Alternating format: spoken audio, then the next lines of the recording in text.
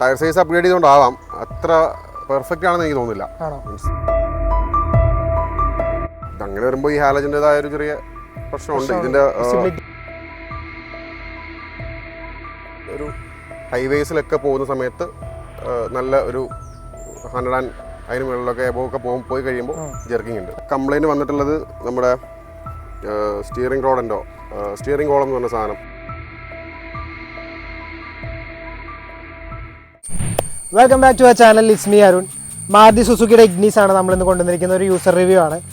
City ഡ്രൈവിനായാലും affordable ആയിട്ടുള്ള പ്രൈസിന് മൈലേജിലൊക്കെ ഇത്രയധികം കോമ്പാക്റ്റ് വണ്ടികൾ ഓപ്ഷൻസ് ഉള്ള ഒരേ ഒരു ബ്രാൻഡ് മാരുതി സുസുക്കി ആണെന്ന് തന്നെ നമുക്ക് പറയേണ്ടി വരും. അതുപോലെ ഒരു കോമ്പാക്റ്റ് വണ്ടിയാണ്, അത്യാവശ്യം ടോൾ ബോയ് ഡിസൈനിലാണ്, ഒരു മിനി SUV എന്നൊക്കെ വിളിക്കാൻ പറ്റുന്ന ലുക്കിൽ ഇറങ്ങിയ ഒരു വണ്ടിയാണ് മാരുതി സുസുക്കിയുടെ ഇഗ്നീസ് എന്ന് പറയുന്ന ഈ വാഹനം. അപ്പോൾ ഈ വാഹനത്തിൻ്റെ യൂസർ റിവ്യൂ ആണ്. നമുക്ക് നേരെ യൂസറെ പരിചയപ്പെടാം, എന്നിട്ട് വണ്ടിയുടെ ഡീറ്റെയിൽസിലേക്ക് കിടക്കാം. ഇഗ്നീസിൻ്റെ owner, hi, welcome to our channel. പേര് പറഞ്ഞു? സുജിത്ത്. ഞാനിപ്പോൾ നിൽക്കുന്നത് കോട്ടയത്താണോ? കോട്ടയം ജില്ല. കറക്റ്റ് സ്ഥലം എവിടെയാണ് നമ്മുടെ? അത് ടൗൺ തന്നെയാണ്, ചാന്നാനിക്കാട് എന്ന് പറയും. ആ സ്ഥലത്താണ് നമ്മളിപ്പോൾ നിൽക്കുന്നത്. എന്താണ് ഇഗ്നീസ് എടുക്കാനുള്ള റീസൺ? ഒന്ന്, ഇതിൻ്റെ പ്രൈസ്. രണ്ട്, പെട്രോളിൽ അത്യാവശ്യം നല്ല മൈലേജ് ഉള്ളൊരു വണ്ടി, പ്ലസ് പെർഫോമൻസും ഉണ്ട്. അത്യാവശ്യം ഒരു 1200 cc അത്യാവശ്യം നല്ല പെർഫോമൻസ് തരുന്ന ഒരു വണ്ടിയാണ്. എനിക്ക് സ്വിഫ്റ്റിനേക്കാളും കൂടുതൽ ഇഷ്ടപ്പെട്ടത് ഇഗ്നീസ് ആയിരുന്നു. ഞാൻ ബേസ് മോഡലാണ് എടുത്തത്. അത് കഴിഞ്ഞ് ഞാൻ കുറച്ച് മോഡിഫിക്കേഷൻസ് പണികളൊക്കെ ചെയ്തു. നിങ്ങളിപ്പോൾ നോക്കുകയാണെങ്കിൽ ഒരു ടോപ്പിൻ്റെ വണ്ടിയുടെ ലുക്കൊക്കെ ഉണ്ട്, അത് എക്സ്ട്രാ കയറ്റിയ സംഭവങ്ങളാണ്. അത് എന്തൊക്കെയാണെന്ന് നമുക്ക് കാണിക്കാം കേട്ടോ. സുസുക്കിയോട് എന്തെങ്കിലും പ്രത്യേകിച്ച് താല്പര്യം അങ്ങനെ എന്തെങ്കിലും ഉണ്ടോ? സാധാരണക്കാർക്ക് കൊണ്ട് നടക്കാൻ പറ്റുന്ന ചെറിയ പൈസയ്ക്ക് മെയിൻറ്റെയിൻ ചെയ്യാൻ പറ്റുന്ന ഒരു വണ്ടി. പിന്നെ അത്യാവശ്യം ഇഗ്നീസ് എന്ന് പറയുമ്പോൾ നമുക്കൊരു കാണാൻ രസമുള്ളൊരു വണ്ടി, ചെറിയ കാറുകളിൽ രസമുള്ള. പിന്നെ അത്യാവശ്യം നല്ല കംഫർട്ടാണ് വണ്ടി. ഇപ്പം ഞാൻ 65,000 കിലോമീറ്ററോളം ഇപ്പോൾ ഓടിച്ചു. ഏകദേശം 65,000 കിലോമീറ്റർ ഓടി 2 വർഷം കൊണ്ട്. അത്യാവശ്യം നല്ല ഓട്ടം ഉണ്ട്. അപ്പം ബാംഗ്ലൂരും ചെന്നൈയും ഒക്കെ പോകുന്നത് ഞങ്ങൾ ഇതിൽ തന്നെയാണ് പോകുന്നത്. ഞങ്ങൾ 4 പേരൊക്കെ പോയിക്കൊണ്ടിരിക്കുന്നത് ഇതിൽ തന്നെയാണ് പോയിക്കൊണ്ടിരിക്കുന്നത്. പക്ഷേ ഒരു ബുദ്ധിമുട്ടോ കാര്യങ്ങളൊന്നും ഇതുവരെ തോന്നിട്ടില്ല. ഓക്കെ. ഏത് ഷോറൂമിൽ നിന്നായിരുന്നു വണ്ടി എടുത്തത്? കോട്ടയം ഷോറൂമിൽ നിന്ന്. എങ്ങനെയുണ്ടായിരുന്നു അവരുടെ ഒരു വണ്ടി ബുക്ക് ചെയ്ത് ഡെലിവറി ചെയ്യുന്നവരെയുള്ള ഡീലിങ്സും കാര്യങ്ങളൊക്കെ? അടിപൊളിയായിരുന്നു, ഒന്നും മോശം പറയാനില്ല. സർവീസ് ആണെങ്കിലും നമ്മൾ സർവീസ് വിളിച്ച് പറഞ്ഞാൽ വീട്ടിൽ വന്നിട്ട് നോക്കോളും. സർവീസ് കൃത്യമായിട്ട് ചെറിയ പൈസയേ ഉള്ളൂ. എനിക്ക് തോന്നുന്നൊരു നമ്മൾ പീരിയോഡിക് സർവീസൊക്കെ ഒരു 3,000 രൂപ 3,500 രൂപയ്ക്ക് അകത്ത് ചെയ്യാവുന്ന സർവീസ് കോസ്റ്റൊക്കെ വളരെ കുറവാണ്. എനിക്ക് ആകെ കംപ്ലൈൻറ്റ് വന്നിട്ടുള്ളത് നമ്മുടെ സ്റ്റിയറിംഗ് കോളം എന്ന് പറഞ്ഞ സാധനം. അത് ഒരു 58,000 കിലോമീറ്റർ ആയപ്പോഴത്തേക്ക് കംപ്ലൈൻ്റ് ആയി. അത് ഈ ടയർ ഇട്ട് തന്നെയാണ് പ്രശ്നം. ഈ ടയർ ഇത്രയും അപ്സൈസ് ടയറാണ്, അതിൻ്റെ കൊണ്ടാണ്. കാരണം ഇതുവരെ ഈ മോഡൽ വണ്ടി ഇഗ്നീസിന് അവർ ഇതുവരെ സ്റ്റിയറിംഗ് കോളം മാറിയിട്ടില്ലെന്നാണ് എന്നോട്. നമുക്കാണ് ആദ്യമായിട്ട് വന്നത്. അപ്പോൾ അതിനെന്താ ഒരു 14,000 രൂപയോളം കോസ്റ്റ് വന്നു. വേറെ ഒന്നും എക്സ്ട്രാ ആയിട്ട് ഒരു മെയിൻ്റനൻസ് വന്നിട്ടില്ല. അപ്പോൾ ഏതാ വേരിയന്റ്? ഇത് ഏറ്റവും ബേസ് ആണ്, സിഗ്മ എന്ന് പറഞ്ഞ. ഡിലേ ഉണ്ടായിരുന്നോ വണ്ടി കിട്ടാൻ? എന്തെങ്കിലും ഒരു മാസം അങ്ങനെ എന്തെങ്കിലും റീസൺ ആയിട്ടുണ്ടായിരുന്നോ? ഇല്ല, എനിക്ക് ശരിക്കും കളർ ഓപ്ഷൻ ഇല്ലായിരുന്നു. വൈറ്റ് വേണ്ടാന്ന് മാത്രമേ ഉണ്ടായിരുന്നുള്ളൂ. വേറെ ഏത് കളറും ഞാൻ എടുത്താണ്. അപ്പം ഈ കളർ അവൈലബിൾ ആയിരുന്നു. ബുക്ക് ചെയ്ത് ഒരാഴ്ച കഴിയുമ്പോൾ ഈ കളർ ഉണ്ടെന്ന് പറഞ്ഞു. എനിക്കൊരു 10-20 ദിവസം കൊണ്ട് തന്നെ വണ്ടി കിട്ടി. വേറെ ഏതെങ്കിലും വണ്ടി ടെസ്റ്റ് ഡ്രൈവിന് നോക്കിയിരുന്നോ? വണ്ടി എടുക്കണം എന്നുള്ള ആശയം വന്നപ്പോൾ അങ്ങനെ എന്തെങ്കിലും? അത്യാവശ്യം നമുക്ക് സുഹൃത്തുക്കൾക്ക് വണ്ടി എല്ലാം അത്യാവശ്യം എല്ലാവർക്കും ഉണ്ട്. ഞാൻ ഇതെല്ലാം ഡ്രൈവ് ചെയ്യുന്ന ആളുമാണ്. അപ്പം എല്ലാ ടൈപ്പ് വണ്ടികൾ സുഹൃത്തുക്കൾക്ക് ഉണ്ട്. അത്യാവശ്യം എല്ലാം നമ്മൾ എല്ലാവരുമായിട്ട് ബന്ധപ്പെട്ട് നിൽക്കുന്ന ആളായതുകൊണ്ട് അത്യാവശ്യം എല്ലാ വണ്ടികളും ഓടിക്കുന്ന ഒരാൾ ഞാൻ. അപ്പം എനിക്ക് ആവശ്യം ഉണ്ടായിരുന്നില്ല. ഇഗ്നീസ് ഓൾറെഡി ഞാൻ ഓടിച്ചിട്ടുണ്ടായിരുന്നു. ഇഗ്നീസിന്റെ ഓട്ടോമാറ്റിക്കും മാനുവലും ഞാൻ ഓടിച്ചിട്ടുണ്ടായിരുന്നു. അപ്പോൾ അതുകൊണ്ട് ഇഗ്നീസ് ഓടിച്ചപ്പോൾ എനിക്ക് വണ്ടിക്ക് വെയിറ്റ് കുറവാണ്ടായിരിക്കാം, അത്യാവശ്യം നല്ല പെർഫോമൻസ് ആണ്. ഒരു 1200 cc വണ്ടിയിൽ തരാൻ പറ്റുന്ന മാക്സിമം പെർഫോമൻസ്, നല്ല മൈലേജും ഉണ്ട്. മെയിൻ്റനൻസ് നോക്കുമ്പോൾ ചെറിയ മെയിൻ്റനൻസും. അതുകൊണ്ടാണ്. എത്രയായിരുന്നു പ്രൈസ് വന്നത് ഓൺ റോഡ്? അന്ന് ബേസ് മോഡലായിരുന്നു, 5.25 ലക്ഷം രൂപ ആ റേഞ്ചിലാണ്. 5.25 ലക്ഷം. അതിൽ ഞാനൊരു 70,000 രൂപയോളം ഞാൻ എക്സ്ട്രാ ചെയ്തു. ആക്സസറീസ് ഉൾപ്പെടെ. അത് കമ്പനി എല്ലാം പുറത്ത് ചെയ്തത്. അതിന് സ്പോയിലർ മാത്രമാണ് കമ്പനി ചെയ്തുള്ളൂ. ബാക്കി മേളിലുള്ള സാധനങ്ങളെല്ലാം എക്സ്ട്രാ ഞാൻ വരുത്തി ചെയ്യിപ്പിക്കുമായിരുന്നു. നമുക്ക് വണ്ടിയിൽ എന്തൊക്കെയാണ് എക്സ്ട്രാ ചെയ്തതെന്ന് ജസ്റ്റ് ഒന്ന് കാണിക്കാം. ഇപ്പം പ്രത്യക്ഷത്തിൽ നമുക്ക് നോക്കിയാൽ മനസ്സിലാവുന്ന വലിയ അലോയ് വീൽ ഇട്ടിട്ടുണ്ട്. 15 ഇഞ്ചിന്റെ അലോയ് വീൽ കൂട്ടിയിട്ടുണ്ട്. എത്രയായിരുന്നു അലോയ് വീൽ നാലും കൂടി റേറ്റ്? അത് അന്ന് 27,000 രൂപയോളം വന്നു. അലോയ്സ് മാത്രം അല്ലേ? ഓക്കെ. ടയറിന് ഒരെണ്ണം 6,500-7,000 രൂപ. സൈഡിൽ ഇപ്പോൾ നമുക്ക് ഈ സൈഡിൽ ഇതൊക്കെ ഉണ്ടായിരുന്നാണോ? ഇല്ല, ഇതൊന്നും ഇല്ലായിരുന്നു. ശരിക്കും ഇത് ബേസ് മോഡൽ വണ്ടിയാണ്. ഇതിന് അങ്ങനെ ഒരു സാധനം വരുന്നില്ല. ഇതെല്ലാം നമ്മൾ അഡീഷണൽ എക്സ്ട്രാ എന്ന് പറയുന്നത് ഈ ക്ലാഡിങ്, ഈ ഒരു ക്ലാഡിങ് അല്ലേ? അല്ല, ഈ മൊത്തം ക്ലാഡിങ്, ഈ ബോഡി കൂടെ വരുന്ന ഫുൾ ക്ലാഡിങ്, ഈ റൊട്ടേറ്റ് ചെയ്ത് വരുന്ന ഈ ക്ലാഡിങ് അല്ലേ? ഫുൾ ക്ലാഡിങ് ആണ്. ഇത് കമ്പനി ചെയ്യിച്ചാണോ? അത് കമ്പനി ചെയ്യിച്ചാ. അത് കമ്പനിയിൽ ഉണ്ടായിരുന്നുള്ളൂ ആ പാർട്ട്. അതുകൊണ്ട് ഏകദേശം ഫുള്ള് എല്ലാം കൂടെ ആയതുകൊണ്ട് 9,000 രൂപ കോസ്റ്റ് ഉണ്ട്. ഈ ക്ലാഡിങ്ങിന് മാത്രം അല്ലേ? ഫുള്ള് ക്ലാഡിങ്, രണ്ട് സൈഡിലും ക്ലാഡിങ്. പിന്നെ റൂഫ് റെയിൽ പുറത്തുനിന്ന് സ്പോയിലർ. ബാക്ക് സൈഡിൽ എന്തെങ്കിലും ബാക്ക് സൈഡിലൊരു ഈ പെയിൻറ്റ് ഇവിടെ ഒരു പെയിൻറ്റ് വരുന്നത് ഒരു അലുമിനിയം ബ്രഷ്ഡ് അലുമിനിയം പോലത്തെ ഒരു പെയിൻ്റ് ആയിരുന്നു. ഓക്കെ, അത് ബ്ലാക്ക് ഫൈബർ ആക്കി അല്ലേ? ഓക്കെ, അത് ഫ്രണ്ടിലും തന്നെയായിരുന്നു. ഫ്രണ്ടിലും ക്യാമറ ഉണ്ടല്ലേ? ക്യാമറ ഉണ്ട്. സിസ്റ്റത്തിന്റെ ഒപ്പം എക്സ്ട്രാ ചെയ്തതാണ്. സിസ്റ്റത്തിൻ്റെ എക്സ്ട്രാ ചെയ്താൽ നമുക്ക് ഇന്റീരിയറിൽ സെൻസർ ഉണ്ടായിരുന്നു വണ്ടിക്ക്. സെൻസർ ഓൾറെഡി വണ്ടിയിലുണ്ടായിരുന്നു. അത് വണ്ടിയിലുണ്ടായിരുന്നു. ഇതാണ് ബാക്കിലും സൈഡിലായിട്ടുള്ളത്. ഫ്രണ്ടിലേക്ക് വരുമ്പോൾ സെയിം അതുപോലെ തന്നെ ഇവിടെ ആ ഒരു ബ്രഷ്ഡ് അലൂമിനിയം ആയിരുന്നു, അത് ബ്ലാക്ക് ആക്കിയിട്ടുണ്ട്. പിന്നെ ഫോഗ് ലൈറ്റ് കൊടുത്തിട്ടുണ്ട്. ഫോഗ് ലൈറ്റ് സാധാ ലൈറ്റ് ആണോ അതോ LED ആണോ? അല്ലേ, ഓക്കെ. വൈറ്റ് ലൈറ്റ് ആണോ? വൈറ്റ് ലൈറ്റ് ആണ്. ഓക്കെ, ഇത് ഹാലോജൻ ആണല്ലേ? ബേസ് മോഡലാണ്. അത് കമ്പനി വന്നത് തന്നെ ഹാലോജൻ ആണ്. ഇത്രയാണ് പുറത്ത് ചെയ്തേക്കുന്നത്. പിന്നെ ഈ ഇന്റീരിയറിൽ അപ്പോർഷൻ ഒന്നും ചെയ്തിട്ടില്ല, സ്റ്റീരിയോ ഒന്നും ചെയ്തിട്ടില്ല. സ്റ്റീരിയോ മാത്രം മാറി. സ്റ്റീരിയോ കമ്പനി ഓർക്കുന്നില്ല. സ്പീക്കേഴ്സ് ഉണ്ടായിരുന്നു, വലിയ സ്പീക്കർ ഇല്ലായിരുന്നു. സ്പീക്കറും വണ്ടിക്കില്ലായിരുന്നു. ശരിക്കും 4 സ്പീക്കറും ചെയ്തു, സ്റ്റീരിയോയും ചെയ്തു, ക്യാമറ. ഓക്കെ, അവിടെ ഇത് ഇങ്ങനെ വെറുതെ സ്പേസ് ചെറിയ സ്പേസ് മാത്രം ഉണ്ടായിരുന്നു. 4 സ്പീക്കർ, 4 ഡോറിൽ സ്പീക്കർ, സിസ്റ്റം റിവേഴ്സ് ക്യാമറ. എത്രയായിരുന്നു ഏകദേശം ഒരു സിസ്റ്റത്തിന് ഒരു 14,000 രൂപ, ക്യാമറ എല്ലാം കൂട്ടിയിട്ട് 16,500, പിന്നെ സ്പീക്കേഴ്സ് എല്ലാം കൂടെ ഒരു 6,000-7,000 രൂപ, എല്ലാം കൂടെ 23-24 രൂപ. 24 രൂപ. ക്യാമറ അത്യാവശ്യം ക്വാളിറ്റി ഉണ്ട്. അത്യാവശ്യം ക്വാളിറ്റി ഉണ്ട്. ഭയങ്കര ക്വാളിറ്റി നമുക്ക് ആവശ്യമുള്ളതുണ്ട്. നൈറ്റ് വിഷൻ ആണെങ്കിലും അത്യാവശ്യം ക്വാളിറ്റി ഉണ്ട്. അത് അങ്ങനെ ഒരു കൺസെപ്റ്റ് ആയിരുന്നു ശരിക്കും. ഇപ്പോൾ പൊതുവേ ആൾക്കാർ കണ്ടുവരുന്നുണ്ട് ബേസ് മോഡൽ വണ്ടി എടുത്തിട്ട് ഫുൾ ഓപ്ഷൻ ഉള്ള വണ്ടികളിൽ ഓടി ചെയ്യാന്നുള്ളത്. ശരിക്കും ബെറ്റർ അതാണോ? എന്നെ സംബന്ധിച്ച് നോക്കുമ്പോൾ ഞാൻ അതുപോലെ വണ്ടി ഉപയോഗിക്കുന്ന ഒരാളാണ്. ഡെയിലി ഒരു 100-150 കിലോമീറ്റർ എങ്കിലും ഓടുന്ന ഒരു വണ്ടിയാണ്. അപ്പോൾ എന്നെ സംബന്ധിച്ച് കംപ്ലയിൻസ് കുറവുള്ളൊരു വണ്ടി വേണം. അപ്പോൾ അതിന് എനിക്ക് ഏത് കമ്പനിയുടെ ആണെങ്കിലും നമ്മൾ ഉപയോഗിച്ച് വെച്ച് നോക്കുമ്പോൾ ബേസ് മോഡൽ വണ്ടികൾക്ക് പൊതുവേ കംപ്ലയിൻറ്റ് കുറവാണ്. പിന്നെ 5.25 ലക്ഷം രൂപയ്ക്ക് എനിക്കെന്ന ഈ വണ്ടി ഇറങ്ങി, 560-ന് ആ റേറ്റിൽ വണ്ടി ഇറങ്ങി. എനിക്ക് എല്ലാം കൂടി ഒരു 60,000 രൂപയോളം ആയുള്ളൂ. ഇത് ഈ ഒരു എക്സ്ട്രാ ചെയ്യാൻ എല്ലാം കൂടി ഒരു 60,000 രൂപയോളം ആയിട്ടുള്ളൂ ഇത് ഇത്രയും ഇങ്ങനെ ഒരു പരുവത്തിലേക്ക് എത്തിക്കാൻ. പിന്നെ ഇപ്പോൾ ഈ എക്സ്ട്രാ വർക്ക് എന്ന് പറയുന്നത് മീൻസ് മോഡൽ കൂടിയ വണ്ടികൾ എന്ന് പറയുമ്പോൾ സിസ്റ്റം വരും, 4 ഡോർ പവർ വിൻഡോ വരും, ക്ലൈമട്രോണിക് AC വരും, അല്ലെങ്കിൽ ഓട്ടോമാറ്റിക് വരും. എന്നെ സംബന്ധിച്ച് ഞാൻ മാനുവലി ഡ്രൈവ് ചെയ്യാൻ ഇഷ്ടപ്പെടുന്ന ഒരാളാണ്. പിന്നെ എന്നെ സംബന്ധിച്ചൊരു വണ്ടി ഉപയോഗിക്കുമ്പോൾ അതിന് ബേസിക് ആയിട്ടുള്ള സാധനങ്ങൾ മാത്രം മതി. ഞാൻ അങ്ങനെ ആഗ്രഹിക്കുന്ന ഒരാളാണ്. കണ്ടമാനം ഫീച്ചേഴ്സ് കുത്തിക്കയറ്റി ഓവർലോഡായിട്ട് കുത്തിക്കയറ്റി അതൊന്നും ഉപയോഗിക്കാൻ ഇഷ്ടപ്പെടുന്ന ഒരാളുമല്ല. അപ്പോൾ അതുകൊണ്ട് എനിക്ക് ഇത് ഓക്കെ ആയിരുന്നു. നമുക്ക് ആവശ്യമുള്ള സാധനം മാത്രം കയറ്റിയാൽ മതി. എനിക്ക് വണ്ടിയുടെ ലുക്സ് വേണമായിരുന്നു, ടയർ സൈസ് കുറച്ച് കൂട്ടായിരുന്നു. എനിക്ക് കുറച്ച് ഗ്രിപ്പി ആയിട്ട് നിൽക്കണമെങ്കിൽ ടയർ സൈസ് കൂട്ടായിരുന്നു. അപ്പോൾ ഞാനിതിൽ ആവശ്യമുള്ള വണ്ടിയുടെ ജസ്റ്റ് ഒരു വണ്ടി ഒരു വൃത്തിയായിട്ട് നിൽക്കാൻ ഒരു ലുക്കിന് എന്തൊക്കെ വേണോ അത് മാത്രമേ ചെയ്തിട്ടുള്ളൂ. എനിക്കതേ ആവശ്യം ഉണ്ടായിരുന്നുള്ളൂ. എങ്ങനെയുണ്ട് മൈലേജ്? ടൗൺ സിറ്റിയിലൊക്കെ ഓടുമ്പോൾ ഒരു 15-16 എനിക്ക് കിട്ടുന്നുള്ളൂ. ഞാൻ എല്ലാ പ്രാവശ്യവും ഫുൾ ടാങ്ക് ഫിൽ ചെയ്യുന്ന ആളാണ്. അപ്പോൾ കറക്റ്റ് മൈലേജ് ശരിക്കും 15-16 ഉള്ളൂ. മറ്റുള്ളവർക്ക് കൂടുതൽ കിട്ടുന്നുണ്ടാവും. എനിക്ക് 15 to 16 ഇടയ്ക്കാണ്. ട്രാഫിക്കിലൊക്കെ നമ്മൾ എപ്പോഴും ടൗൺ യൂസ് ആണ് ഞാൻ കൂടുതലും ഉപയോഗിക്കുന്നത്. അപ്പം അങ്ങനെ ഉപയോഗിക്കുമ്പോൾ ആവറേജ് എറണാകുളം പൊട്ടുന്നാലൊക്കെ ആണെങ്കിലും 16, 17, 15 ആ റേഞ്ചിലാണ്. ലോങ് ഒക്കെ പോകുമ്പോഴോ? ലോങ് പോകുമ്പോൾ 21, 22 വരെയൊക്കെ നോക്കി അതുപോലെ നോക്കി മൈലേജിന് വേണ്ടി ഹൈ റേഞ്ച് ഏരിയ ഒക്കെ പോകുമ്പോൾ 15. കമ്പനി എത്രയായിരുന്നു പറയുന്നത്? 18, 20 ഒക്കെ ആയിരിക്കും.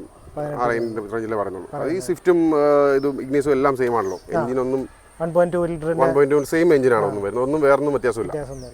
അപ്പോൾ 4 സിലിണ്ടർ എഞ്ചിനാണ്, 1.2 ലിറ്റർ എൻ്റെ ഇതാണ് വരുന്നത്. എങ്ങനെയുണ്ട് പവർ ഫീൽ ചെയ്യുന്നത്? സ്വിഫ്റ്റ് ഓടിച്ചിട്ടുണ്ടാവുമല്ലോ. സ്വിഫ്റ്റും ഇതും കൂടി കമ്പയർ ചെയ്യുമ്പോൾ എങ്ങനെയുണ്ട്? കമ്പാരിറ്റീവ്ലി ഇഗ്നീസിനാണ് പവർ കൂടുതൽ. ആണോ? ശരി. കമ്പാരിറ്റീവ്ലി നമുക്ക് ഫീൽ ചെയ്യുന്നത് ഇഗ്നീസിനാണ്. കുറച്ചുകൂടെ നമുക്ക് ആ ഒരു പവർ നമുക്ക് ഡെലിവറി നമ്മൾ പുഷ് ചെയ്യുമ്പോൾ ഫീൽ ആവുന്നത് ഇഗ്നീസിനാണെന്ന് തോന്നുന്നു. അത് ഇഗ്നീസ് ഓടിച്ചവർ തന്നെ പറഞ്ഞു, ഞാൻ മാത്രമല്ല ഇഗ്നീസ് ഓടിച്ചവരും പറഞ്ഞിട്ടുണ്ട്. എനിക്കറിയില്ല. ഇഗ്നീസ് സ്വിഫ്റ്റ് ഓടിച്ച് നോക്കുമ്പോൾ കുറച്ച് നമുക്ക് കംഫർട്ടർ ഓടിക്കാൻ പറ്റുന്ന വണ്ടിയാണ്. കാരണം നമ്മൾ ഹൈറ്റിലായിരിക്കുന്നത് കൊണ്ട് കുറച്ചുകൂടെ നമുക്ക് ഒരു ഫീൽ ഉണ്ട്. സ്വിഫ്റ്റ് കുറച്ചുകൂടി ഇപ്പൊ പവർ പറഞ്ഞപ്പോൾ ഓവർടേക്ക് ഒക്കെ ചെയ്യുമ്പോൾ നമുക്ക് നമ്മൾ ഉദ്ദേശിക്കുന്ന രീതിയിൽ കാല് കൊടുക്കുമ്പോൾ ഓവർടേക്ക് കിട്ടും. അതെല്ലാം കയറി പോരും, ഒരു പ്രശ്നമില്ല. കാരണം 4 സിലിണ്ടർ 1.2 എഞ്ചിനാണ്. ഒരു ജെർക്കിങ്ങോ സൗണ്ടോ വൈബ്രേഷനോ ഒരു പ്രശ്നമില്ല. ഇതിന്റെ പ്രശ്നം എന്ന് പറഞ്ഞാൽ ഒരു ഹൈവേസിലൊക്കെ പോകുന്ന സമയത്ത് നല്ല ഒരു 100 അതിന് മുകളിലൊക്കെ എബോക്കെ പോയി കഴിയുമ്പോൾ ജെർക്കിംഗ് ഉണ്ട്. കേരളമൊക്കെ വിട്ടുള്ള റോഡ്, തമിഴ്നാട്, കർണാടക, നമ്മൾ ബാംഗ്ലൂരൊക്കെ പോകുന്ന സമയത്ത് ഹൈവേസിൽ പിടിക്കുമ്പോൾ ഒരു 100-ന് മേളിലോട്ടൊക്കെ കയറി കഴിയുമ്പോഴത്തേക്ക് 100-110 കയറി കഴിയുമ്പോഴത്തേക്ക് സ്റ്റിയറിംഗ് ഷിവർ ചെയ്യുന്നുണ്ട്. ബ്രേക്കിംഗിൽ നല്ല ഷിവറിംഗ് ഉണ്ട്. ബ്രേക്കിങ്ങിന്റെ ഒരു പോരായ്മയും അത് തന്നെയാണ്. വെയിറ്റ്ലെസ് ആയിട്ടുള്ള വണ്ടി ഫുൾ ലോഡായിട്ട് ആണോ യാത്ര ചെയ്യാറ് എപ്പോഴും ഹൈ റേഞ്ച് ഒക്കെ പോകുന്ന സമയത്ത്? എൻ്റെ കൂടെ എപ്പോഴും പാർട്ട്നേഴ്സ് ഉണ്ടാവും, ഒരു 2-3 പേരെങ്കിലും എപ്പോഴും കൂടെ ഉണ്ടാവും. ഒരു 4-5 പേരൊക്കെ വെച്ചിട്ട് 3-4 പേരെങ്കിലും ഉണ്ടാവും. വണ്ടി നമ്മുടെ ഹില്ലി റോഡുകളിലൊന്നും വണ്ടിയുടെ പെർഫോമൻസിന് ഒരു പ്രശ്നമില്ല. കയറ്റം കയറുമ്പോൾ ഒന്നുമില്ല, ഒരു പ്രശ്നവും കാണിക്കാറില്ല. എനിക്ക് ഫീൽ ചെയ്തിട്ടില്ല. സെക്കൻഡ് ഗിയറിലൊക്കെ കയറും വിത്ത് AC സുഖമായിട്ട് കയറും. AC ഓടിക്കാറില്ല, ഞാൻ AC ഓഫ് ചെയ്തിട്ട് ഓടിക്കാറില്ല. അത് 4 പേരാണെങ്കിൽ 5 പേരാണെങ്കിൽ പോലും വിത്ത് AC കയറും. പക്ഷേ ഇതാണ് ഈ ഒരു പ്രശ്നമുള്ളത്. ഈ ഹൈവേസിൽ പോയി കഴിയുമ്പോൾ ഈ ഒരു ജെർക്കിങ്ങും ബ്രേക്ക് ചെയ്യുമ്പോൾ ആ ഒരു വൈബ്രേഷൻ ശരിക്കും ഫീൽ ആവുന്നുണ്ട്.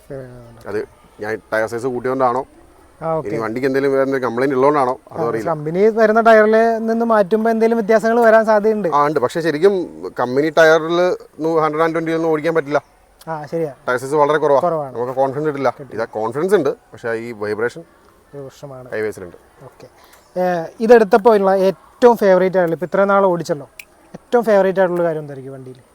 നമുക്ക് എങ്ങനെ വെള്ളം എടുത്തുകൊണ്ട് പോവാം, ഏത് ബ്ലോക്കിലും എങ്ങനെ ഹാൻഡ്ലിങ് ഭയങ്കരമാണ്. നമുക്ക് ചെറിയ വണ്ടി ആയതുകൊണ്ടും സ്റ്റിയറിംഗ് ഒക്കെ നല്ല ഭയങ്കര സോഫ്റ്റ് ആണ്. ഇപ്പോൾ പുള്ളിയുടെ വീട്ടിൽ നിന്ന് വണ്ടി ഇറക്കിയപ്പോഴേ ഞാൻ കണ്ടായിരുന്നു. വേറൊരു വണ്ടി കൂടി ഉണ്ട്, അതിന്റെ വീഡിയോ നമ്മൾ ഓൾറെഡി അപ്ലോഡ് ചെയ്തിട്ടുണ്ട്, ബൊലേറോയുടെ അല്ലേ? അപ്പോൾ ആ ബൊലേറോയും ഈ വണ്ടിയും സെയിം ഒരു ഗ്യാപ്പിലാണ് ഇട്ടിരിക്കുന്നത്. അപ്പോൾ അവിടുന്ന് വളച്ചെടുത്തപ്പോഴേക്കും മനസ്സിലായി ഈ വണ്ടി നല്ല ടേണിംഗ് റേഡിയസ് ഉണ്ട്. പെട്ടെന്ന് നമുക്ക് ഹാൻഡ്ലിങ്, നമുക്ക് പെട്ടെന്ന് വണ്ടി കയ്യിലിണങ്ങും. പെട്ടെന്ന് ഭയങ്കര ഹാൻഡിയാണ് വണ്ടി. നമുക്ക് കൊണ്ടു നടക്കാനും ടൗണിലാണെങ്കിലും ഒരു ഓവർടേക്കിലാണെങ്കിലും എല്ലാം വേണ്ടി ഭയങ്കര ഹാൻഡിയാണ്. പെട്ടെന്ന് ചാടി കയറി പോകാൻ പറ്റും. അതാണ് ഏറ്റവും ഫേവറേറ്റ് ആയിട്ടുള്ള കാര്യം. ഫീച്ചർ വൈസ് പറയാൻ ബേസ് മോഡലായതുകൊണ്ട് കാര്യമായ ഫീച്ചേഴ്സ് ഒന്നുമില്ല. പക്ഷേ AC ഒക്കെ ആണെങ്കിലും നല്ല ചിൽഡ് AC ആണ്. ഒരു പ്രശ്നവും, ഞാൻ ആകെ ഒരു കൂളിംഗ് ഒട്ടിച്ചിട്ടുണ്ട്, ചെറിയ ലൈറ്റ് കൂളിംഗ് ഒട്ടിച്ചിട്ടുണ്ട്, വേറെ ഒന്നും ചെയ്തിട്ടില്ല. ചിൽഡ് AC ആണ്. ഇപ്പോൾ 65,000 കിലോമീറ്റർ ആയിട്ട് AC-ക്കൊന്നും ഒരു കംപ്ലൈൻസ് ഒന്നുമില്ല. റൈഡിംഗ് കംഫർട്ട് എങ്ങനെയുണ്ട്? സീറ്റിന്റെ ഒരു പൊസിഷൻ സ്വിഫ്റ്റിനേക്കാളും ബെറ്റർ ആണ്. കാരണം സ്വിഫ്റ്റിന്റെ സീറ്റും ഇതിന്റെ സീറ്റും വ്യത്യാസമുണ്ട്. കമ്പനി വരുന്ന സീറ്റാണ് ഇതിന് കുറച്ചുകൂടെ, ഇത് നെക്സാൽ വരുന്ന വണ്ടി ആയതുകൊണ്ട് ഇതിന്റെ സീറ്റ്സ് കുറച്ചുകൂടെ കംഫർട്ടബിൾ ആണ്. ഒരു പ്രശ്നമില്ല. നമുക്ക് ബാക്കിൽ പറ്റില്ല, ഡ്രൈവർക്കും കോ ഡ്രൈവർക്കും സ്പേസ് കുറവിന്റെ ആണോ എന്താ ബാക്കിൽ പറ്റില്ല എന്ന് പറയുന്നത്? ബാക്കിൽ ചെറിയ വണ്ടി ആയതുകൊണ്ട് തന്നെ ഇരിപ്പ് നമുക്ക് ആ ഒരു ടൈ സപ്പോർട്ട് ഒന്നും കറക്റ്റായിട്ട് അത്ര പോരാ. ഒരു നമ്മളൊരു 100 കിലോമീറ്റർ മേളിലൊക്കെ പോയി കഴിയുമ്പോൾ നമുക്ക് ഒരു മടുപ്പ് ഫീൽ ചെയ്യും. പക്ഷെ ഫ്രണ്ടിൽ ഒരു പ്രശ്നമില്ല, ഒരു കംഫർട്ട് ഒരു രീതിയിലും എനിക്കത് ഫീൽ ചെയ്തിട്ടില്ല. സ്പേസിന്റെ കാര്യമാണെങ്കിൽ ഫ്രണ്ടിൽ സ്പേസ് കൈയൊക്കെ നല്ല വണ്ടി കാണുമ്പോൾ നമുക്ക് വളരെ ചെറുതാന്ന് തോന്നുമെങ്കിൽ നമ്മൾ അകത്ത് നമ്മൾ ഉപയോഗിക്കുമ്പോൾ യൂസ് ചെയ്യുമ്പോൾ നമുക്കത് ഫീൽ ചെയ്യത്തേയില്ല. നല്ല സ്പേസ് ആണ്. നമ്മൾ 2 പേരിരിക്കും, നമ്മൾ ഈ ഓൾട്ടോ പോലെ അല്ലെങ്കിൽ സ്വിഫ്റ്റിനും ഉള്ള പ്രശ്നമാണ് 2 പേരിരിക്കുമ്പോൾ നമ്മുടെ തമ്മിലിടിക്കാന്ന പ്രശ്നം. എനിക്കൊന്നും അത് ഇതിനില്ല, വലിയ പ്രശ്നമില്ല. എൻ്റെ നല്ല വണ്ണമുള്ള നല്ല വലിപ്പമുള്ള 2 ആൾക്കാർ ഇരുന്നാൽ ഉണ്ടാവും. എൻ്റെ സൈസിലുള്ള 2 പേരിരുന്നാലും അങ്ങനെയുള്ള പ്രശ്നങ്ങളൊന്നും തന്നെ ഇല്ല. അഡ്ജസ്റ്റ്മെന്റ് സ്റ്റിയറിംഗിന്റെ അഡ്ജസ്റ്റ്മെന്റ് ഒക്കെ സ്റ്റിയറിംഗ് അഡ്ജസ്റ്റ്മെന്റ് ഉണ്ട്. നമുക്ക് ടിൽറ്റ് ചെയ്യാനേ പറ്റുള്ളൂ. ടെലസ്കോപ്പിക് ടോപ്പ് എൻഡിൽ വരുന്നുണ്ടെന്നോ അല്ലേ? ഉണ്ടായിരിക്കാം, അറിയാവുന്നവരൊന്ന് കമന്റ് ഇട്ടോ. പിന്നെ സീറ്റിന്റെ അഡ്ജസ്റ്റ്മെന്റ് ഫോർവേഡ് റിവേഴ്സ് അതേ ഉള്ളൂ, ബാക്കി വേറെ ഒന്നും വരുന്നില്ല. അത്യാവശ്യം ഹൈറ്റ് ഉള്ളതുകൊണ്ട് നമുക്കത് ഹൈറ്റ് പ്രശ്നം വരുന്നില്ല. ഹൈറ്റ് കുറഞ്ഞ ആൾക്കാർക്കാണെങ്കിൽ പോലും വണ്ടി നമ്മൾ കുറച്ച് ഹൈറ്റിലാണ് ഇരിക്കുന്നത്. വിസിബിലിറ്റി ഒക്കെ നല്ല രീതിയിൽ ഉണ്ട്. ഇവിടെ ശരിക്കും നമുക്ക് ബോണറ്റ് നമുക്ക് കറക്റ്റായിട്ട് കാണാൻ പറ്റും. ബൂട്ട് സ്പേസ് എങ്ങനെയുണ്ട് ഈ വണ്ടിയെ സംബന്ധിച്ചിടത്തോളം? അറിയാലോ, ചെറിയ വണ്ടിയാണ്, അതിൻ്റെതായ പോരായ്മകളുണ്ട്. എന്നാലും സ്വിഫ്റ്റ് വെച്ച് കമ്പയർ ചെയ്യുമ്പോൾ കുറവാണ്, സ്വിഫ്റ്റ് വെച്ച് കൂടുതലാണ്. സ്വിഫ്റ്റിനേക്കാളും കുറച്ചെന്തോ കൂടുതലാണ്, സെയിം അല്ല. സ്വിഫ്റ്റിനേക്കാളും കുറച്ച് കൂടുതലാണെന്ന് പറഞ്ഞു കേട്ടിട്ടുണ്ട്. കറക്റ്റ് അളവ് അതിന്റെ ലിറ്റർ കണക്കൊന്നും എനിക്കറിയില്ല. ഫീൽ ചെയ്ത് അങ്ങനെ നല്ല സ്പേസ് ഉണ്ടെന്നാണ് തോന്നിയത് അല്ലേ? അങ്ങനെ പറയാൻ പറ്റില്ല. ഈ വണ്ടിക്ക് പറ്റുന്ന രീതിയിൽ നമുക്കൊരു ട്രാവൽ ചെയ്യുമ്പോൾ, പറഞ്ഞാൽ ഞാൻ ലോങ് പോകുന്ന ആളായതുകൊണ്ട് ട്രാവൽ ചെയ്യുമ്പോൾ ഒരു 2-3 പേരുടെ ബാഗുകളും കാര്യങ്ങളൊക്കെ കൊണ്ടുപോകാൻ പറ്റുന്നൊരു ബിഗ് സ്പേസ് ഉണ്ട്. ലൈറ്റിന്റെ വിസിബിലിറ്റിയിലേക്ക് വരാം. ലൈറ്റ് ഇപ്പോൾ ഫോഗ് ലാമ്പ് എക്സ്ട്രാ കയറ്റി, അതിന് മുമ്പ് ആയാലും ഇതിപ്പോൾ ഹാലജൻ ലൈറ്റ് അല്ലേ വരുന്നത്? ഹാലജൻ ലൈറ്റ് വരുന്നത്, കമ്പനി വരുന്ന ലൈറ്റ് തന്നെ. ഞാനൊന്നും ചേഞ്ച് ചെയ്തില്ല. ഫോഗി ആയിട്ടുള്ള ഏരിയയിലൊക്കെ പോയിട്ടുണ്ടോ? അങ്ങനെ വരുമ്പോൾ ഈ ഹാലജൻ്റെതായ ഒരു ചെറിയ പ്രശ്നമുണ്ട്. ഇതിന്റെ അപ്ഡേറ്റ് മറ്റേ മോഡൽ കൂടിയ വണ്ടികൾക്ക് പ്രൊജക്ടർ ലൈറ്റ് നല്ല ലൈറ്റാണ്. ഇതിന് ഹാലജൻ ആയതുകൊണ്ട് അതിൻ്റെതായ പോരായ്മയുണ്ട്. ഇത് അപ്ഗ്രേഡ് ചെയ്യാൻ ഉദ്ദേശിക്കുന്നുണ്ടോ? അത് നല്ല കോസ്റ്റ് വരും. അത് ഒരു ലൈറ്റിന് എന്തോ 2 ലൈറ്റും കൂടെ 10-20,000 രൂപ മേളിൽ വരുന്നതാണ്. ഈ ഫോഗ് ലൈറ്റ് ഫിറ്റ് ചെയ്തപ്പോൾ ആ പ്രശ്നങ്ങൾ കുറെ പരിഹരിച്ചു. പിന്നെ ഇപ്പം നമ്മളിത് സ്ഥിരമായിട്ട് ഉപയോഗിക്കുന്നതുകൊണ്ട് നമുക്കതൊരു വലിയ പ്രശ്നമായിട്ട് ഫീൽ ചെയ്യുന്നില്ല. എക്സ്ട്രാ വേറെ എന്തെങ്കിലും ചെയ്യാൻ ഉദ്ദേശിക്കുന്നുണ്ടോ ഈ വണ്ടിയിൽ? അതോ ഇങ്ങനെ തന്നെ? നിലവിലൊന്നുമില്ല. നിലവിൽ ഞാൻ ആഗ്രഹിച്ച എന്തൊക്കെയാണോ അതൊക്കെ അത് എടുത്ത സമയത്ത് ചെയ്തല്ലേ? ഓക്കെ. അപ്പോൾ നമ്മൾ ഇഷ്ടപ്പെട്ട കാര്യങ്ങളും പോസിറ്റീവും എല്ലാം പറഞ്ഞു. കംപ്ലൈൻ്റ് ആയിട്ട് വേറെ എന്തെങ്കിലും, ഇപ്പോൾ ബ്രേക്കിൻ്റെ കാര്യം പറഞ്ഞു, വേറെ എന്തെങ്കിലും ഇത്രയും കിലോമീറ്റർ ഓടിപ്പോൾ ഇതും കൂടി ഉണ്ടായിരുന്നെങ്കിൽ എന്ന് തോന്നി എന്തെങ്കിലും എക്സ്ട്രാ അങ്ങനെ എന്തെങ്കിലും, അല്ലെങ്കിൽ നെഗറ്റീവായിട്ട് ഫീൽ ചെയ്ത എന്തെങ്കിലും ഒരു കാര്യം? സ്റ്റിയറിംഗിൽ കൺട്രോൾ ഉണ്ടായിരുന്നെങ്കിൽ, അത് നമ്മുടെ ഇപ്പോൾ പുതിയ ഗ്രാൻഡ് വിറ്റാറ ബേസ് മോഡലിലൊക്കെ കൺട്രോൾസ് കൊടുക്കുന്നുണ്ട്. അപ്പോൾ നമ്മൾ ഡ്രൈവ് ചെയ്യുമ്പോൾ ശരിക്കും നമുക്ക് ഈ സിസ്റ്റത്തിൽ തന്നെ നമ്മൾ ഓപ്പറേറ്റ് ചെയ്യുമ്പോൾ അതൊരു സ്റ്റിയറിംഗിൽ ഉണ്ടായിരുന്നെങ്കിൽ കൊള്ളാമായിരുന്നു, അത് വേണമെങ്കിൽ കമ്പനിക്ക് അങ്ങനെ ചെയ്ത് വിടാമായിരുന്നു എന്ന് തോന്നിയിട്ടുണ്ട്. അതേ ഉള്ളൂ. വേറെ ഒന്നും അങ്ങനെ തോന്നിയിട്ടില്ല. പിന്നെ നമ്മൾ 6 ലക്ഷം രൂപയ്ക്കുള്ളിൽ നിൽക്കുന്ന ഒരു വണ്ടി മേടിക്കുമ്പോൾ നമ്മൾ അത്രയും തന്നെ ആഗ്രഹിക്കാനും പാടില്ല. പ്രൈസിന് വർത്താണ് എന്നാണ് അല്ലേ? പ്രൈസിന് വർത്താണ്. ഇപ്പോൾ 2021 ഡിസംബർ വണ്ടിയാണിത്. 2022 ഇപ്പോൾ 2021 ലാസ്റ്റ് ഡിസംബർ വണ്ടിയാണ്. ഇപ്പോൾ 2.5 വർഷം കഴിഞ്ഞു. 65,000 കിലോമീറ്റർ ഓടി. ഇപ്പോഴും നമ്മൾ വിൽക്കാൻ വേണ്ടി പ്ലാൻ ചെയ്യുമ്പോൾ നമ്മൾ എടുത്ത പ്രൈസിൽ നിന്ന് ഒരുപാട് വലിയ വ്യത്യാസങ്ങളൊന്നും തന്നെ വില പറയുന്നില്ല. ഞാനൊന്ന് വണ്ടി എക്സ്ചേഞ്ച് ചെയ്താലോ എന്നിങ്ങനെ ആലോചിച്ചായിരുന്നു. ഒരു വണ്ടിയിലേക്ക് മേലോട്ട് പോയാലെന്ന് ആലോചിച്ചായിരുന്നു. പക്ഷേ ഞാൻ പിന്നെ വേണ്ടെന്ന് നോക്കുമായിരുന്നു. കാരണം അത്യാവശ്യം നല്ലൊരു വണ്ടി ഇപ്പോൾ വേണമെങ്കിൽ ഒരു 10-13 ലക്ഷം രൂപയെങ്കിലും കൊടുക്കേണ്ടി വരും. അപ്പോൾ എന്നെ സംബന്ധിച്ച് എനിക്കിപ്പം ഞാനിതുപോലെ കംഫർട്ടബിൾ ആണ്. എനിക്ക് അടുത്തൊരു വണ്ടിയിലേക്ക് ആലോചിക്കാൻ സമയം ആയിട്ടില്ല. 65,000 കിലോമീറ്റർ പക്കാ പെർഫെക്റ്റ് കമ്പനി സർവീസ് പോകുന്ന വണ്ടിയാണ്. ഒരു കംപ്ലൈൻസിന് നിലവിലില്ല. അപ്പോൾ ഇനിയിപ്പോൾ ഒരു അടുത്ത അപ്ഡേഷനിലോട്ട് വരുമ്പോഴത്തേക്ക് അത്രയും രൂപയുടെ ഒരു വണ്ടി വേണം. ഒരു പ്രീമിയം വണ്ടി മനസ്സിലുണ്ടോ ഏതെങ്കിലും? അങ്ങനെ പറയാനായിട്ടില്ല. എനിക്കങ്ങനെ ഭയങ്കര പ്രീമിയം ആയിട്ടുള്ള വണ്ടികൾ ഉപയോഗിക്കുന്നതിനോടും താല്പര്യമില്ല. ഞാൻ അത്യാവശ്യം വണ്ടികൾ ഉപയോഗിക്കുന്ന ആളാണ്. എൻ്റെ ഫ്രണ്ട്സിനും ഒക്കെ ആയിട്ട് വണ്ടികളുണ്ട്, ഉപയോഗിക്കുന്ന ആളാണ്. എന്നെ സംബന്ധിച്ച് എനിക്ക് ഇങ്ങനെയുള്ള വണ്ടികളാണ് ഇഷ്ടം. കൊണ്ടു നടക്കാൻ എളുപ്പമുണ്ട്. ചെറിയൊരു തട്ടോ മുട്ടോ ഒക്കെ വന്നാലും മെയിൻറ്റെയിൻ ചെയ്യാൻ എളുപ്പമുണ്ട്. വിഷമമുണ്ട്, ഉറപ്പായിട്ടും വിഷമമുണ്ട്. വണ്ടി എന്ന് പറയാന്ന് പറഞ്ഞാൽ നമുക്ക് ഭയങ്കര വിഷമമാണ്. അതല്ല എക്സ്പെൻസ് വെച്ച് നോക്കുമ്പോൾ നമുക്ക് സാധാരണക്കാരന് കൊണ്ടുവെക്കാൻ ഒരു തട്ടോ മുട്ടോ ഉണ്ടായാലും നമുക്ക് ചെറിയ ലോക്കൽ വർക്ക്ഷോപ്പിൽ കയറ്റി പണിയാനാണെങ്കിലും കമ്പനി കയറ്റി പണിയാനാണെങ്കിലും ചെറിയ പൈസയ്ക്ക് പണിയെടുത്ത് കൊണ്ട് നടക്കാൻ പറ്റുന്ന വണ്ടിയാണ്. അപ്പോൾ ഈ പോഷ് വണ്ടികളിലേക്ക് പോകുമ്പോഴത്തേക്ക് ഒരു ലൈറ്റ് പോയാൽ പോലും 30,000, 40,000 മുടക്കി അങ്ങനെ ഒരു സാമ്പത്തിക അവസ്ഥയിലേക്ക് എത്തുമ്പോൾ ആലോചിക്കാം. ഓക്കെ. അപ്പോൾ ഇതിപ്പോൾ വേറൊരാൾ വന്നിട്ട് ഇഗ്നീസ് എടുക്കുന്നതിനെ പറ്റി അഭിപ്രായം ചോദിച്ചാൽ എന്തായിരിക്കും അവരോട് പറയാനുണ്ടാവുക? 100% എടുത്തോളാനേ പറയുള്ളൂ. കാരണം അങ്ങനെ ഒരു 65,000 കിലോമീറ്റർ ഓടിച്ച് എനിക്ക് ഒരു കംപ്ലൈൻസ് വന്നിട്ടില്ലെങ്കിൽ സ്വാഭാവികം പറയാമല്ലോ. തീർച്ചയായിട്ടും. ഇപ്പോൾ എനിക്ക് തോന്നുന്നു സാധാരണ ആളുകൾക്ക് ഇപ്പോൾ എനിക്ക് നല്ല ഓട്ടം ഉള്ളതുകൊണ്ടാണ് ഈ 65,000 കിലോമീറ്റർ. ഒരു സാധാരണ യൂസ് ഉപയോഗിക്കുന്ന ഒരാൾക്ക് ഒരു 5-6 വർഷം കൊണ്ടായിരിക്കും ചിലപ്പോൾ ഈ 65,000 കിലോമീറ്റർ ഓടുന്നുണ്ടാവുക. അപ്പോൾ ഒരു 6 ലക്ഷം രൂപയ്ക്ക് മേടിക്കുന്ന വണ്ടി ഒരു 65,000 കിലോമീറ്റർ അല്ലെങ്കിൽ 70,000 കിലോമീറ്റർ കംപ്ലൈൻറ്റ് കാണിക്കാതെ ഓടുകയാണെങ്കിൽ അയാൾക്ക് സ്വാഭാവികമായിട്ട് ഒരു 5-6 വർഷത്തേക്ക് സാറ്റിസ്ഫൈഡ് ആയിക്കില്ലോ. ഉറപ്പായിട്ടും സജസ്റ്റ് എന്ത് ചെയ്യുന്നു നമ്മൾ ചോദിച്ചില്ലായിരുന്നു. ബിസിനസ്സാണ്. ട്രാൻസ്പോർട്ടേഷൻ കമ്പനി ഉണ്ട്. അപ്പോൾ അവിടെ വേറെ വലിയ ഹെവി വെഹിക്കിൾസ് ഒക്കെ ഉണ്ടാവില്ല? ലോറി ഉണ്ട്. നമുക്ക് ലോറി 4 വണ്ടിയോളം ഉണ്ട്. ബിസിനസ്സുകാരാണ്. ഇടയ്ക്കിടയ്ക്ക് കോള് വരുന്നുണ്ട് അല്ലേ? തിരക്കുള്ളൊരു മനുഷ്യനാണ്. ലോറി ഉണ്ട്. ലോറിയുടെ നമ്മളെ ഹെവി വെഹിക്കിൾസിൻ്റെ റിവ്യൂ ചെയ്യണമെന്നുണ്ടെങ്കിൽ നിങ്ങൾ ജസ്റ്റ് ഒന്ന് കമൻറ്റ് ഇട്ടു. നമ്മൾ അതിനകത്തോട്ട് തിരിയാനല്ല, ഇടയ്ക്ക് കൊമേഴ്ഷ്യൽ വണ്ടികളും ഇതുപോലെയുള്ള ഹെവി വണ്ടികളും ചെയ്യണമെന്ന് ഞങ്ങൾക്ക് താല്പര്യമുണ്ട്. അപ്പോൾ ആൾക്കാർ ഉണ്ടെന്നുണ്ടെങ്കിൽ നിങ്ങളൊന്ന് ജസ്റ്റ് ഒന്ന് കമൻറ്റ് ഇട്ടു, നിങ്ങൾക്ക് ഇൻട്രസ്റ്റ് ഉണ്ടെന്നുണ്ടെങ്കിൽ അല്ലേ? അതൊക്കെ ഞങ്ങൾ കോട്ടയത്ത് വന്ന് വീഡിയോ ചെയ്യുന്നതായിരിക്കും അല്ലേ? ഇപ്പോൾ സേഫ്റ്റിയുടെ കാര്യത്തിലേക്ക് വരികയാണെങ്കിൽ എത്ര എയർ ബാഗ് ഉണ്ട് വണ്ടിക്ക്? 2 എയർ ബാഗ് ബേസിക് എല്ലാ വണ്ടിക്കും വരുന്നതാണ്. എല്ലാ വണ്ടികൾക്കും മാരുതിയിൽ ഇപ്പം അത് ബേസ് എല്ലാ വണ്ടിയിലും എയർ ബാഗ് വരുന്നത്. ഒന്ന് സ്റ്റിയറിംഗിലും ഒന്ന് ഡാഷ്ബോർഡിലും. പിന്നെ ഫ്രണ്ട് ഡിസ്കും ബാക്ക് ഡ്രമ്മും ആണല്ലോ വരുന്നത്. ബ്രേക്കിന്റെ ഒരു എഫിഷ്യൻസി ഒക്കെ എങ്ങനെയുണ്ട്? ടയർ സൈസ് അപ്ഗ്രേഡ് ചെയ്തുകൊണ്ടാവാം അത്ര പെർഫെക്റ്റ് ആണെന്ന് എനിക്ക് തോന്നുന്നില്ല. മറ്റുള്ള വണ്ടികൾ വേറൊരു കമ്പനിയുടെ വണ്ടികൾ വെച്ച് നോക്കുമ്പോൾ ടയർ ഇപ്പോൾ മേടിച്ചപ്പോൾ തന്നെ ടയർ മാറ്റിയോ അതോ നോർമൽ ടയർ കമ്പനി ടയറിൽ ഓടിച്ചിരുന്നു? കമ്പനി ടയറിൽ ഓടിച്ചില്ല. ഞാൻ മേടിച്ചപ്പോൾ തന്നെ ടയർ സൈസ് അലോയ്സും ടയറും കൂടെ ഒരുമിച്ച് മേടിക്കുമായിരുന്നു. അപ്പോൾ ആ ബ്രേക്കിന്റെ ഒരു വേറെ ഇഗ്നീസ് ഓടിച്ചിട്ടുണ്ട്. കുറച്ചുകൂടെ ബ്രേക്ക് ഉണ്ട് എനിക്ക് തോന്നി. ടയർ മാറ്റിയതിൻ്റെ ആയിരിക്കാം. അത്ര ടയർ സൈസ് കുറച്ച് കൂടിപ്പോയി. അത് വേണമെങ്കിൽ ഒരു സൈസ് കുറയ്ക്കാമായിരുന്നു. പക്ഷെ വണ്ടിയുടെ ലുക്കിന് വേണ്ടി പുറത്തേക്ക് ചാടി നിൽക്കുന്ന നിയമവിരുദ്ധമായ ടയറല്ല. ഹൈറ്റ് കൂടിയെന്നുള്ളൂ, വീതി കൂടിയിട്ടില്ല, ഹൈറ്റ് കൂടി.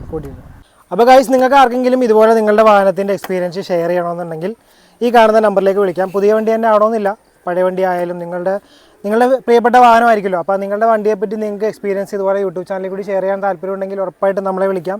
ഏത് വണ്ടി ആയിക്കോട്ടെ, 2 വീലർ ആയിക്കോട്ടെ, 3 വീലർ ആയിക്കോട്ടെ, 4 വീലർ ആയിക്കോട്ടെ, എത്ര വീലുള്ള വണ്ടി ആയിക്കോട്ടെ. അപ്പോൾ ആളും നമ്മളെ അങ്ങനെ തന്നെയാണ് കോൺടാക്ട് ചെയ്തത്. നമ്മുടെ ബൊലേറോ, ഇതിനു മുമ്പ് ബൊലേറോയുടെ ഒരു മോഡിഫൈഡ് ബൊലേറോയുടെ ഒരു വീഡിയോ ചെയ്തിട്ടുണ്ടായിരുന്നു. അത് കണ്ടിട്ടാണല്ലോ നമ്മൾ കോൺടാക്ട് ചെയ്തത്.